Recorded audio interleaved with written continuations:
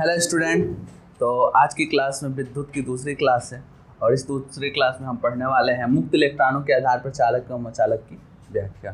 ठीक है, जैसा कि आपको पिछले क्लास में बताया जा चुका है कि चालक क्या कहते हैं और अचालक किसे कहते हैं। चालक में क्या होता है, चालक में मुक्त इलेक्ट्रॉन होता है। क्या होता है वो? मुक्त इलेक्ट्रॉन होता है। और इसमें मुक्त इलेक्ट्रॉन नहीं होता, इलेक्ट्रॉन होता है पर मुक्त नहीं होता है। ठीक है, इसमें परमाणुओं की संख्या क्या होती है? परमाणु की संख्या कम होती है और इसमें परमाणु की संख्या क्या होती है? संख्या अधिक होती है। अधिक होने के कारण अगर उसमें मुक्त इलेक्ट्रॉन होते हैं तो मुक्त इलेक्ट्रॉन उसमें गति नहीं कर पाते हैं। ठीक है, और इसमें चालक में मुक्त इलेक्ट्रॉन गति कर लेते हैं। अब मुक्त इलेक्ट्रॉन का मॉडल क्या है? ठीक है, मुक्त इलेक्ट्रॉन का मॉडल क्या है? तो बाबू आपको हम पहले क्लास में बता चुके हैं। तो मुक्त इलेक्ट्रॉन उस इलेक्ट्रॉन को कहते हैं जो किसी परमाणु से बाहर निकल जाता है ऊर्जा पाके और वह उस चालक में अनियमित रूप से गति करने लगता है। और वह उस चालक में क्या होता है? अनियमित रूप से गति करने लगता है। ठीक है, और वह उस चालक में अनियमित रूप से गति करने के कारण बैठ जाएगी साहब। अनियमित रूप से गति करने के कारण उस वस्तु को चालक वस्तु बनाता है। ठीक है, और जिसमें ये इलेक्ट्रॉन परमाणुओं की संख्या अधिक हो और जिसमें ये इलेक्ट्रॉन मुक्त रूप से गति नहीं कर पाता, वो क्या बनाता है बाबू? अचालक बनाता है। ये क्या बनाएगा? चालक बनाएगा। और ये क्या बनाएगा? अचालक बनाएगा। ठीक है, तो ये किसके आधार पे? मुक्त इलेक्ट्रॉनों के आधार पर व्याख्या है। क्लियर है? कोई दिक्कत हो आगे बताइएगा। वैद्युत चालक क्या होते हैं? वैद्युत चालक, इलेक्ट्रिक कंडक्टर। भैया वैद्युत चालक वे पदार्थ होते हैं जिनमें मुक्त इलेक्ट्रॉन होते हैं। वे पदार्थ होते हैं जिसमें क्या होता है? वो मुक्त इलेक्ट्रॉन। ठीक है, उन्हें हम क्या कहते हैं? वैद्युत चालक कहते हैं। ठीक, और यहाँ तक कोई दिक्कत? वैद्युत चालक क्या होते हैं? वैद्युत चालक में कौन आएगा? धातु आते हैं कि नहीं आते हैं? सर धातु आते हैं। जितने धातुएं होते हैं सब क्या होती है? वैद्युत के चालक होते हैं। ठीक है, इसमें जल आएगा। जल सर इसमें जल, शुद्ध जल नहीं आता है। कौन सा जल नहीं आता है? शुद्ध जल नहीं आएगा। ठीक है, कौन सा जल आएगा? अशुद्ध जल। अशुद्ध जल मतलब जिसमें आयंस मिले हों। जिसमें क्या मिला हो? आयन। जैसे हमारे घर के जो पानी होते हैं ना, इसमें आयंस उपस्थित होते हैं और वो आयंस क्या करते हैं?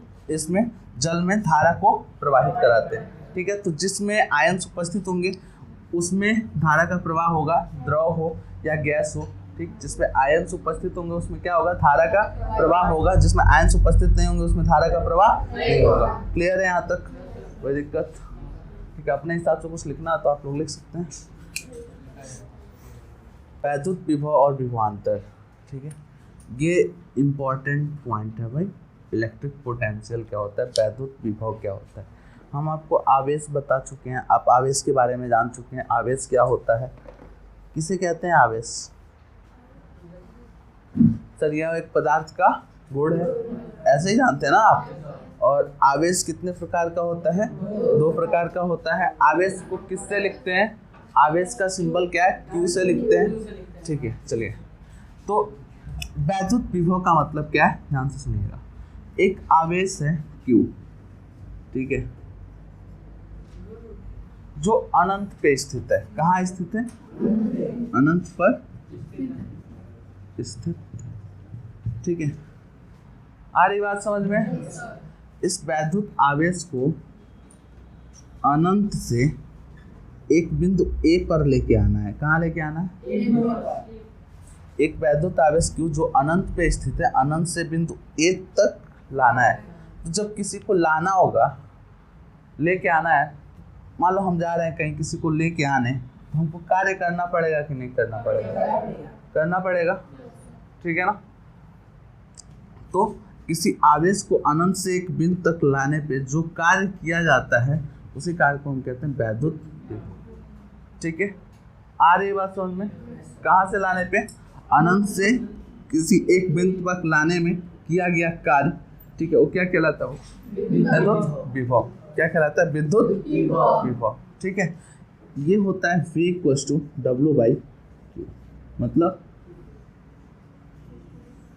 किसी एक चार्ज को अनंत से किसी एक बिंदु तक लाने में किया गया कार्य क्या कहलाता है? विद्युत विभव कहलाता है। क्या कहलाता है वो?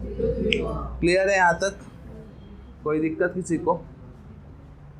दिमाग में डाल लीजिएगा, किसी एक चार्ज को अनंत से किसी एक बिंदु तक लाने में किए गए कार्य को वैद्युत विभव कहते हैं।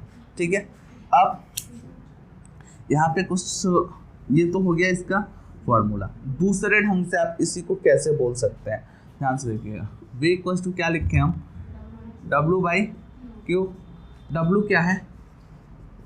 किया गया कार्य बटे Q क्या है? आवेश। किसको लाने में किया गया कार्य बाबू?